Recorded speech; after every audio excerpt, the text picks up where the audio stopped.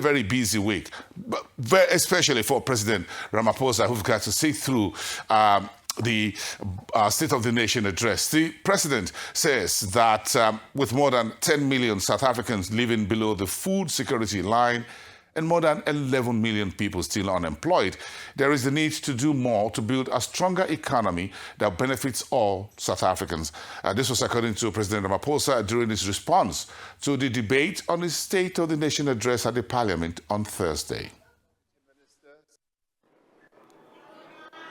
I want to welcome the participation of all members who participated in this debate and confirm that through their participation, whether it was negative participation or positive, that we are confirming that we are a nation of builders.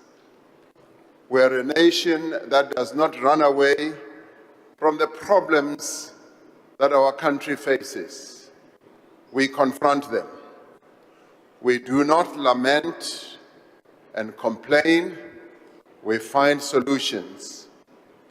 When we faced with solutions, we do not fracture, we do not fall apart, we do not collapse, we unite and we work together to overcome those challenges. And so, as we conclude this debate on the State of the Nation address, our shared commitment to our country and to our people must guide us in every action that we take in the year ahead. The State of the Nation address is about building a stronger South Africa. It is about rising to the challenges that we face in our own country and around the world, and emerging more prosperous, more secure, and more resilient. There can be no doubt that we have made progress. Even those that deny that we have made progress know that we have made progress. Over 30 years, we have fundamentally improved the lives of South Africans. Over the last 8 years, our country faced some of the most intractable and difficult challenges. But working together, we have undertaken a program of institutional renewal by stabilizing what was weakened through state capture, restoring integrity and accountability, and rebuilding the capacity of the state to serve the people of South Africa. We have overcome a global pandemic that led to the worst decline in our economy, where our GDP contracted, perhaps for the first time, by 6%. We stood firm in the face of an attempted insurrection that was aimed at destabilizing our democracy.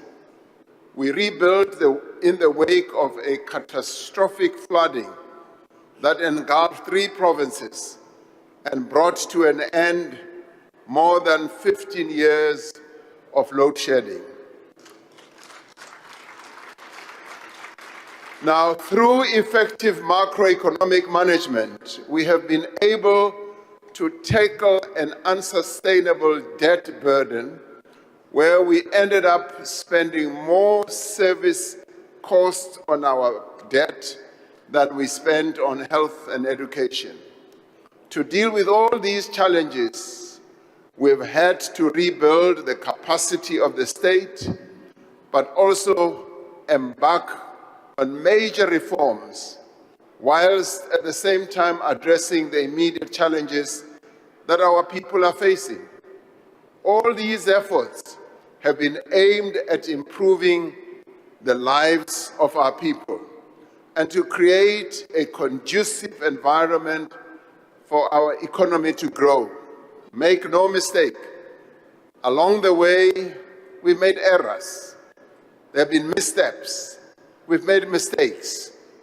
But on a continuous basis, we have sought to do work that will advance the interests of South Africans. And over the last year, we have seen promising signs of recovery.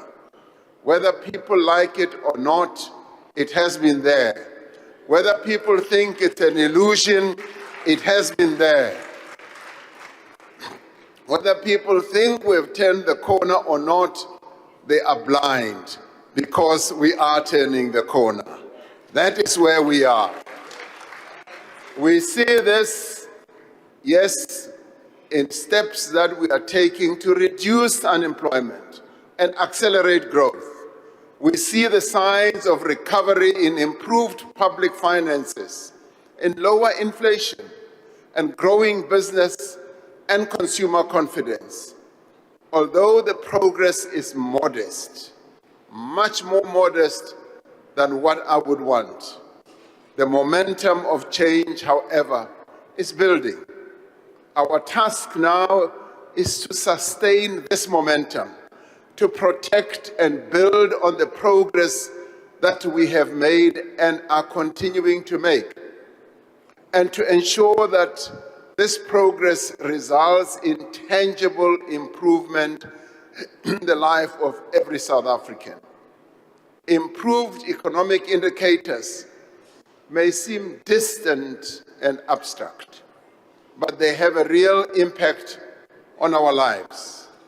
Lower borrowing costs for the state frees up resources for health and education. It frees up resources for police and for better services.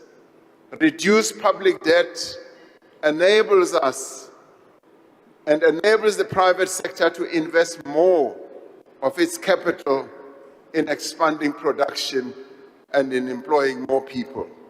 A lower inflation rate reduces the cost of living for our people, enabling families to pay for food and basic services at a lower price. And a declining unemployment rate means an income for more families and hope for more young and middle-aged South Africans. And yet, as we have heard in this debate, we still have a long way to go, admittedly so. More than 10 million South Africans are estimated to live below the food poverty line.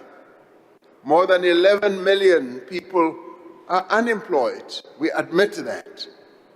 These are not simple statistics. These are individuals, these are families, and communities that are facing great hardships, that experience violence on a daily basis, that run short of food, that face water cuts, and that long for a better life. We can stand on the sidelines and lament, as some have done in this debate, and throw insults, or we can roll up our sleeves and work together to change this reality, to build a stronger economy that benefits all South Africans, and to build a more equal society in which all South Africans have a place in their own country and in the sun. The State of the Nation address outlined the steps that we are taking as the government of national unity, working together with all social partners and all sections of society to achieve these objectives. We are determined to reach every person in this effort, and in that regard, we are determined to leave no one behind. Through the measures that we are taking, we are improving the lives of young people in our society. And through the Child Support Grant, for instance, which reaches easily 13 million children, we are protecting millions of children from the worst effects of poverty. Through the free primary health care for pregnant women and children under 6, we are improving the health of children. This program, inaugurated by our first democratically elected President Nelson Mandela, continues and persists and shall not be ended because it is of benefit to our people. We are directing more resources to early childhood development. We have increased the subsidy for early childhood development and made grade R compulsory for all children, establishing a solid base for their entry into the education system.